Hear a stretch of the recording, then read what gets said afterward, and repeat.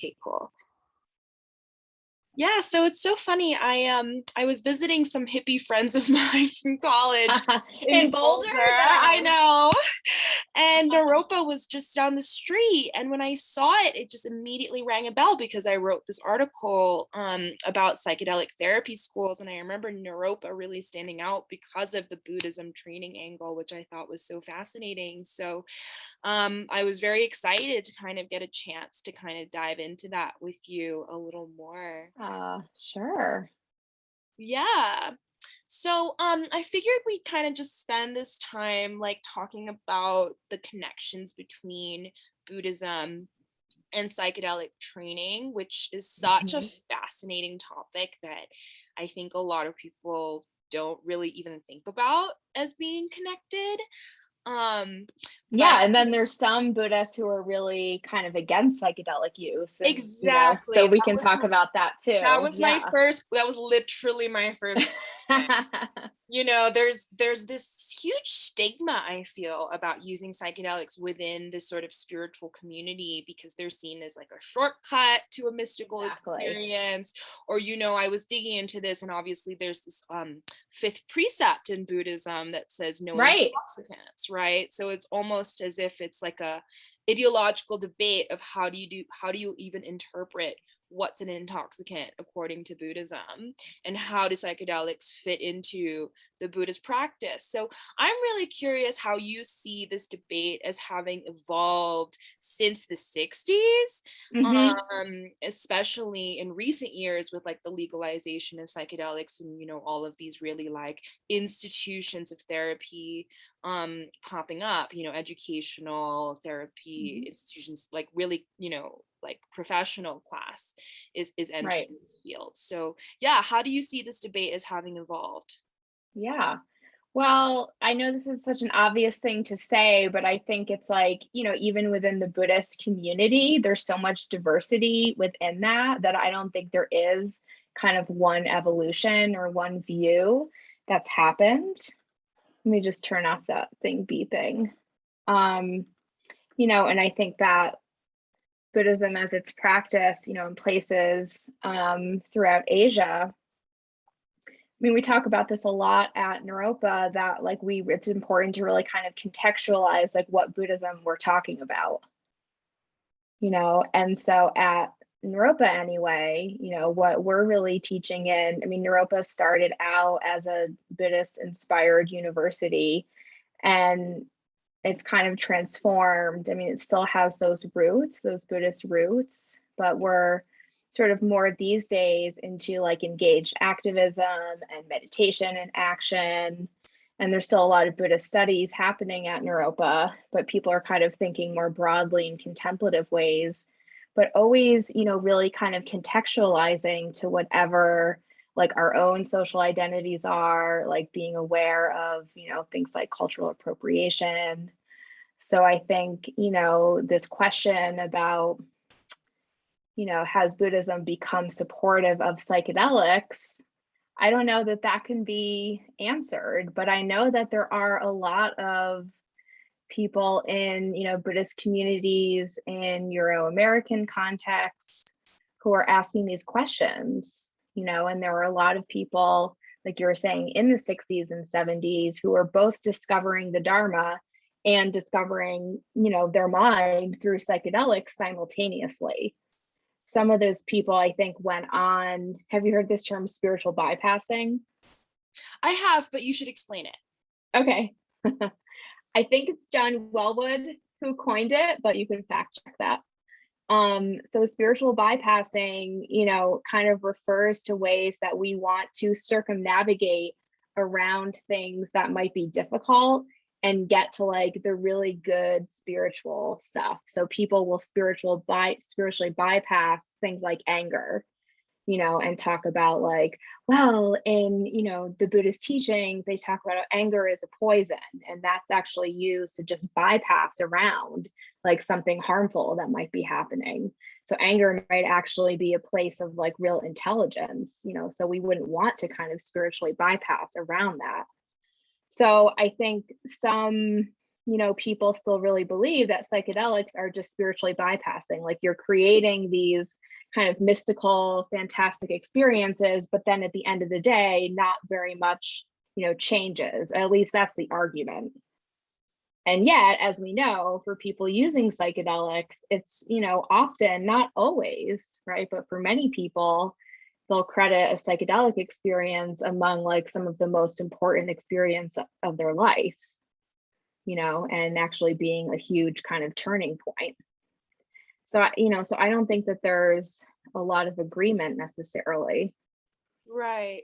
Would it be fair to characterize, though, that maybe psychedelics were a very niche part of Buddhism, maybe more, related to the counterculture in the 60s and Hmm. 70s, and that in recent years, maybe, that it's become a more diverse Hmm. group of Buddhists that are Oh, embracing? for sure. Definitely.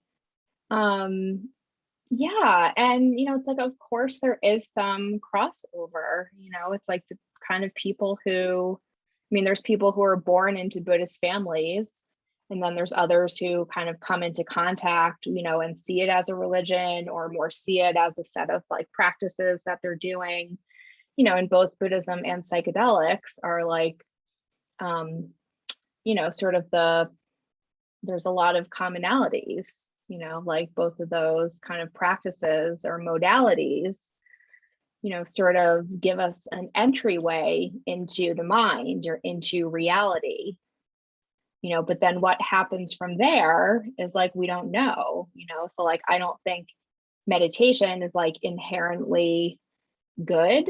It can be good, but it also can be harmful. And I think the same is true of psychedelics. So I see psychedelics as sort of, empty, maybe, of inherent nature, the way we might sort of use that Buddhist idea. Psychedelics can be really, really incredibly powerful and helpful, and they can also, be really harmful. I've done some research that I've published on, folks going to ayahuasca ceremonies and then developing spiritual emergencies or psychological crises as a result. So people are kind of seeking out these medicines for healing and then, coming into harm in different ways. Right, right. So there's risk, I think there's like great promise and there's also great risk and potential for harm.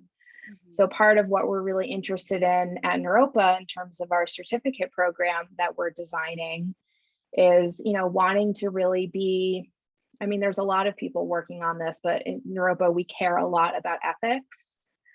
And I think that, each institution sort of has like its own brilliance.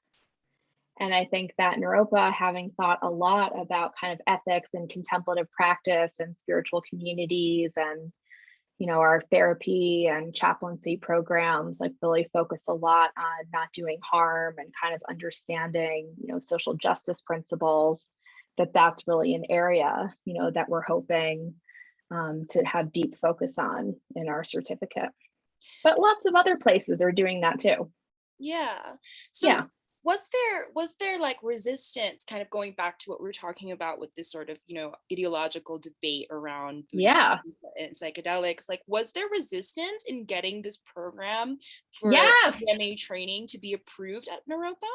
Yes, and there's still some faculty, and administrators who are, I don't know if they're against it, but they are pretty worried about it, and kind of worry that, okay, what we really want to be teaching is like serious contemplative practice and serious contemplative psychotherapy.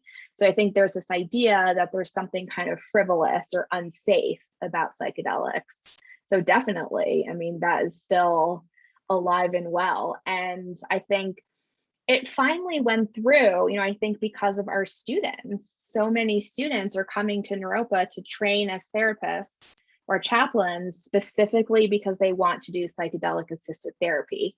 So the students, their voice was so persuasive, you know, and then there was kind of a core group of us faculty who were also really interested in this. But, I think just the other day I was so Naropa has a podcast, and so I was interviewed on that podcast to talk about the program, and the interviewer, like the last question, he said to me like, well, what would you do to change people's minds if they were against this program?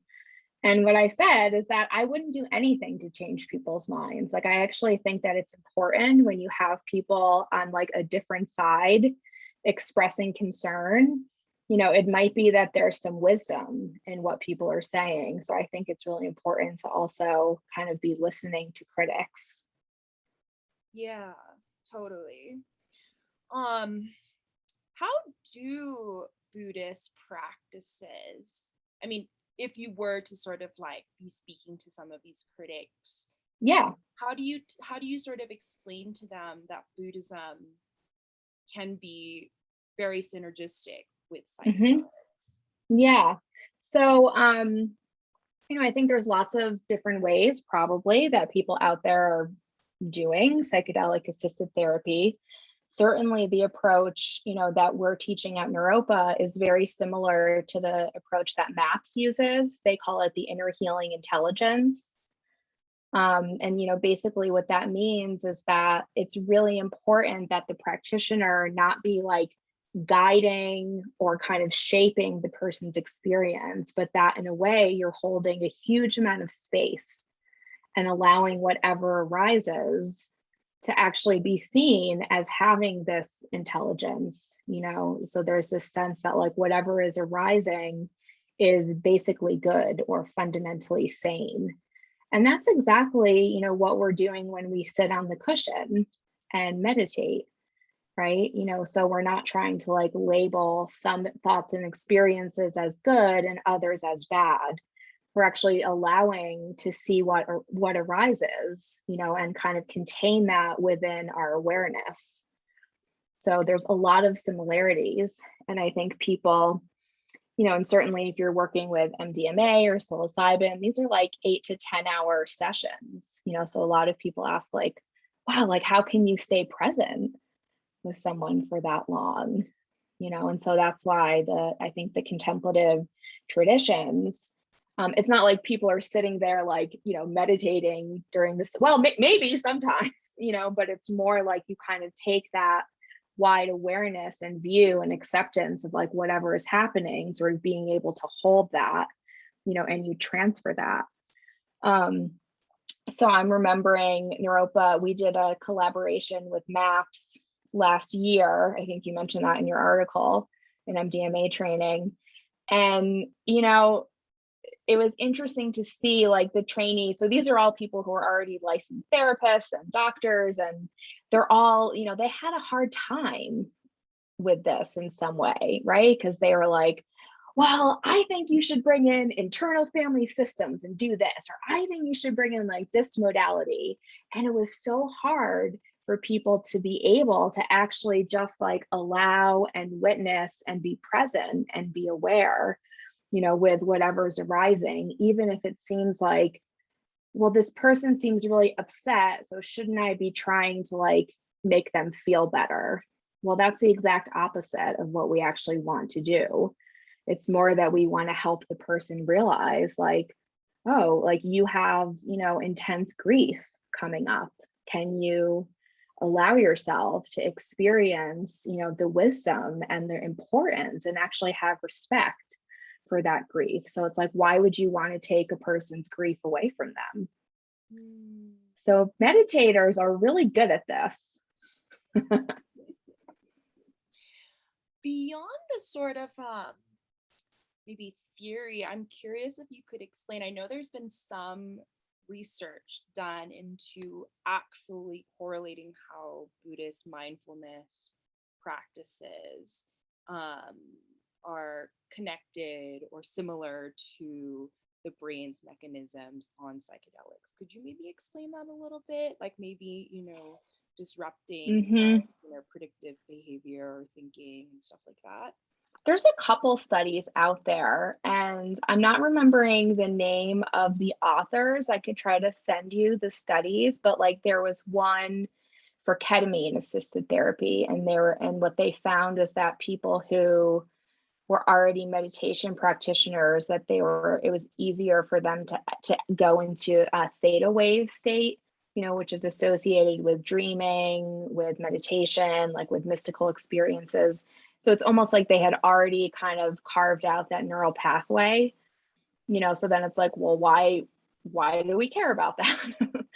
So then they found that those people actually had like really, really positive experiences in ketamine assisted therapy, because they were able to kind of, in that state, they were able to then work with things like depression and anxiety. So it's almost like getting into that state, kind of occasioned a greater healing potential. Then there's some other studies that there's this guy named Richie Davidson who is at University of Wisconsin-Madison, and he's done a lot of those studies with like Buddhist monks and things like that. I'm pretty sure that in his lab that they are like looking at something similar, like again, adept meditators and like what's it like for them, on psychedelics. In some ways I'm like, well, duh, like this is I don't know. I mean, those studies like are interesting, but then I'm like, okay, well, then how might that help us to then sort of train, like what can that tell us about like what's actually helpful for people? So I think that there's a lot of like that research being done now that we've established some of like the basic concepts of like, we know psychedelics help, we know meditation helps, but like, what's the connection? Right, that's exactly what I'm very curious about. Like, Yeah. what is actually measurable and quantifiable about what's going on in the brain on psychedelics that relates to, these very Buddhist concepts of non-attachment, of looking at Right. life objectively, of being mindful, and how Yeah. it's kind of reflected in psychedelics. I mean, it's so crazy. You hear these stories of like, they're almost like myths at this point, of like Yeah. Ram Dass going, Right. giving psychedelics to his guru, and then the guru just like blinks and like doesn't even have any effects. Yeah, it's like Following big that deal. Like headspace. I know. I'm like, are these true? But I've heard people say that too, that they've, gave in the 60s, they convinced like some Buddhist Lama to like take LSD, and he was like, big deal. So I mean, there are a lot of those stories out there. There's two like things that I'm kind of curious about, and I don't know if there's studies on them, but one is this idea of psychological flexibility.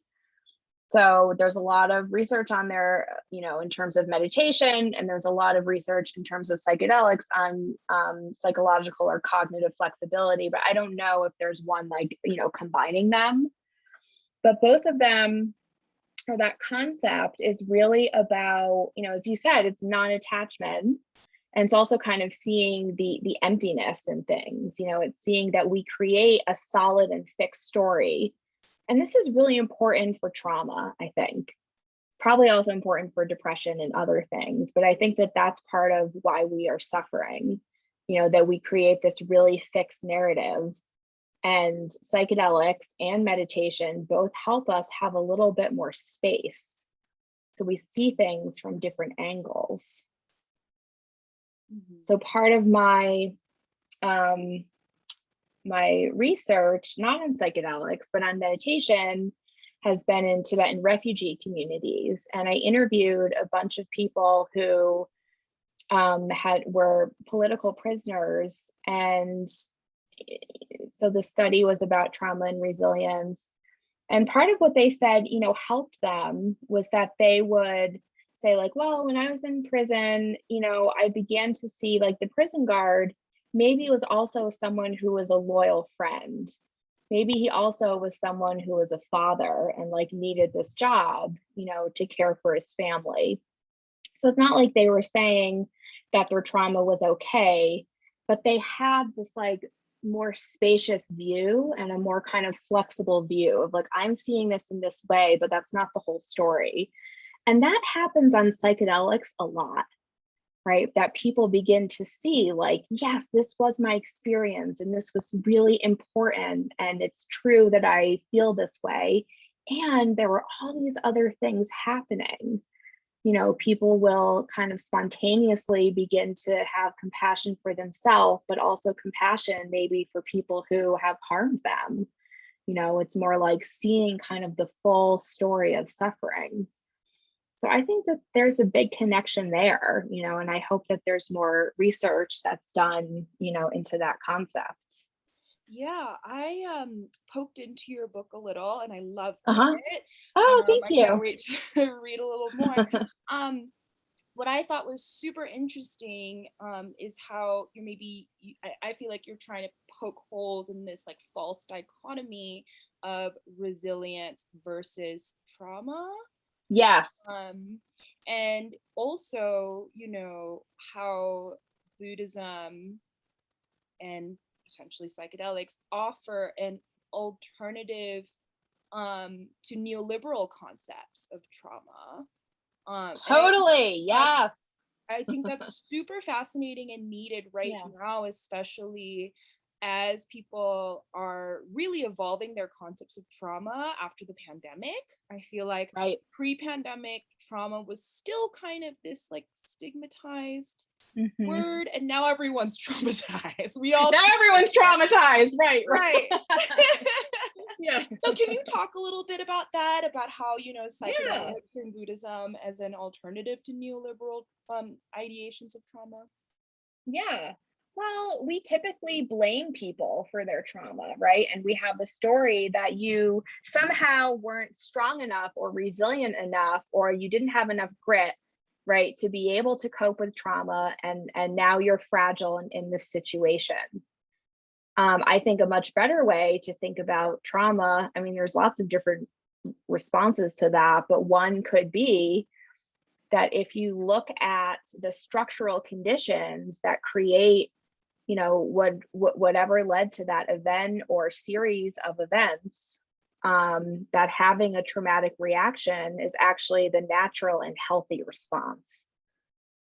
So our nervous systems are built, right, to actually protect us. So like when we talk about trauma, mostly what we're talking about not as like the events that happen, but how our nervous system is working with it later. So if our nervous system is keeping us on high alert, we have hypervigilance, that is, it's almost like our nervous systems are working, they're just working too hard, and then that's why we have kind of suffering. But that's actually a very healthy and adaptive response. So I'm always more interested in looking kind of at the structural conditions, that lead to sexual assault, that lead to war and violence. Then, the Buddhist perspective, it gets kind of interesting because this, like, the first noble truth is that life is suffering. So there's a little bit of a paradox there, because on the one hand, I'm deeply interested in, addressing structural inequity and harm of any kind. How do we then put that into dialogue or conversation with this idea of actually accepting suffering? How do we like both accept what's happening in our own lives and in the collective, and also work for meaningful social change? Mhm. So there's a bit of a paradox there. And I think that that paradox is like a really healthy, needed, and important place to be. Mhm.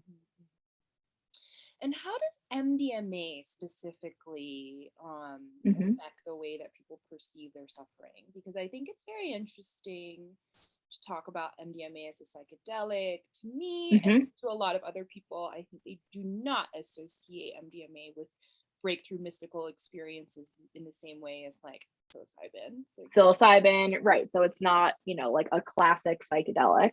Yeah. Um, it's so, it's almost like the exact right medicine for trauma. I mean, I know it's really helpful for other things too. And so, I kind of had this question too of like, what is it really about MDMA? Like, why is it so helpful for trauma?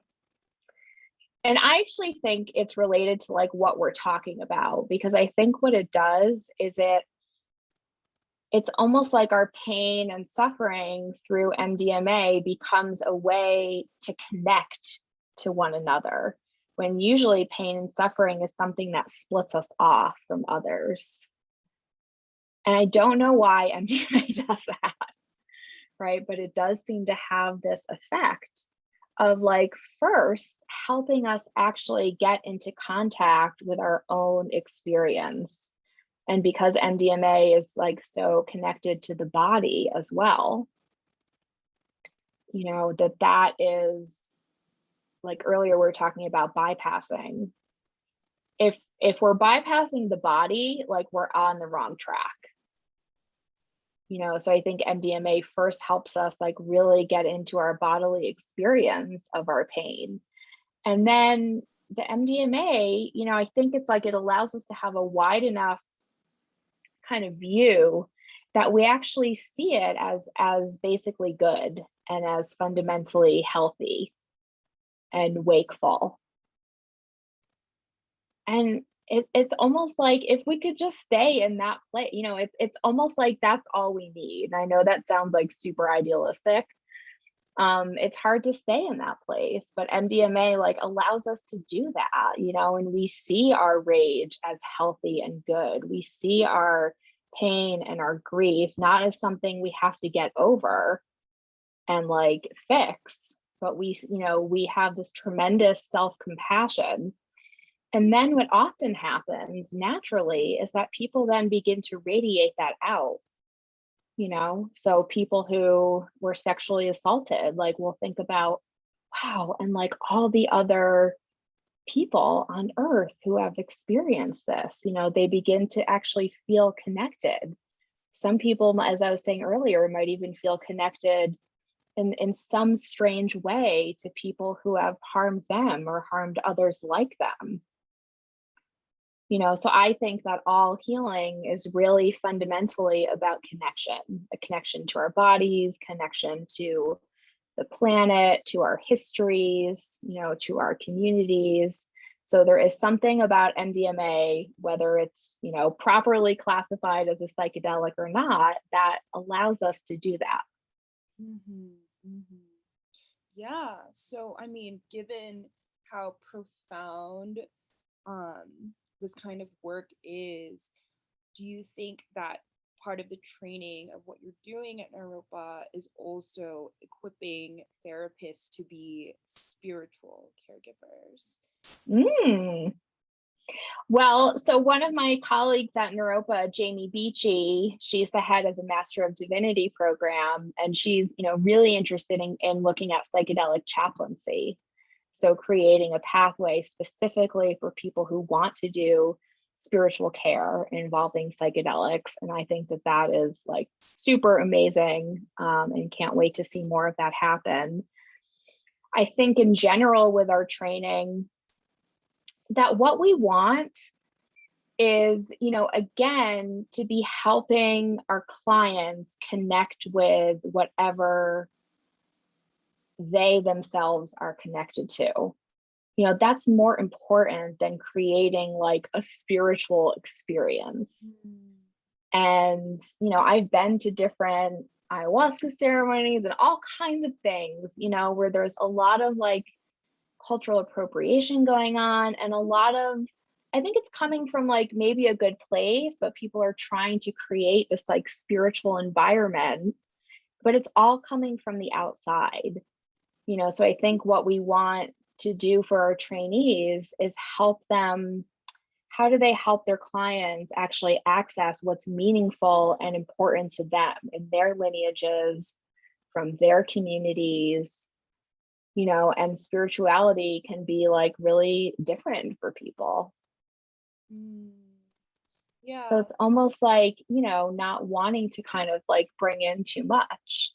Maybe people have had traumatic experiences in spiritual communities, so then we'd want to be really careful about not kind of like crafting something that might actually be harmful. Right. It's interesting. Yeah, because that was kind of what I think I was trying to get into, is how does incorporating Buddhism into psychedelic training differ from other types of therapist training? And I think you kind of just answered that, right? It's Yeah. this minimalist take of not, very minimalist. yeah, bringing in too much. Are there challenges in creating this program for therapists that you're kind of running into? the thing that I'm most worried about is access and accessibility, so as I mean, these trainings are so expensive, and I'm sure that there are some programs who are like just making giant profits off of this. Mostly it's if they're done well, they're really expensive to run because there's so many staff and faculty because we really want people to have, like a very close supervision.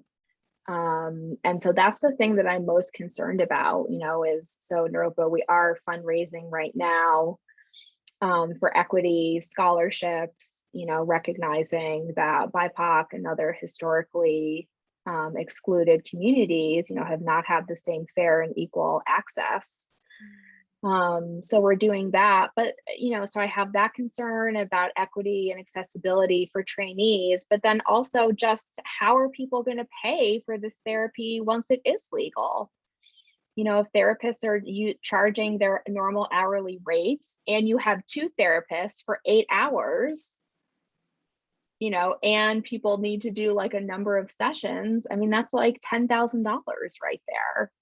So that's my biggest, I mean, yeah, that's my biggest concern, like with all of this. So it's really exciting, I that totally these agree. I therapies, totally agree. yeah, This is something that people don't even really know, like how yeah, expensive this is and going to I be. know. So are all the students that are coming in like rich professional class people basically? You have to be a licensed therapist in order to take this course, right?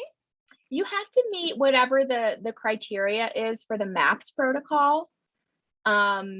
Because all of our trainees coming out will be able to, up to the evaluation stage, will have gone through the whole MAPS protocol. So those criteria, have already been worked out like with FDA and MAPS. So we have to abide by that. So yes, people need to already be licensed. It's kind of a long list though. It's like there's lots of different kinds of practitioners that we can include. And people can also be on the pathway to licensure. So it can be, students who are in their final years of graduate school or who are on the pathway to licensure. So, I think the only way is to really fundraise, and Naropa, I mean, we did this for our past training, we were able to give, I think, 20% people with scholarships, and we gave, some full scholarships. We had 2 therapists from Somalia who were able to join. We had 2 from Chile. Do you have any Buddhist monks coming through? Oh my God, I wish. If you know any, send them to us. Not yet. They're gonna come for sure. Yeah. Okay, well, I think that's kind of our time for today. But if you don't mind, actually, if you could maybe drop me your number, or I can send you a new Zoom link. I'd like to ask you some questions off the record. Sure. Okay, I'm gonna end this recording for now, though. Okay. Thank you so much. Yeah.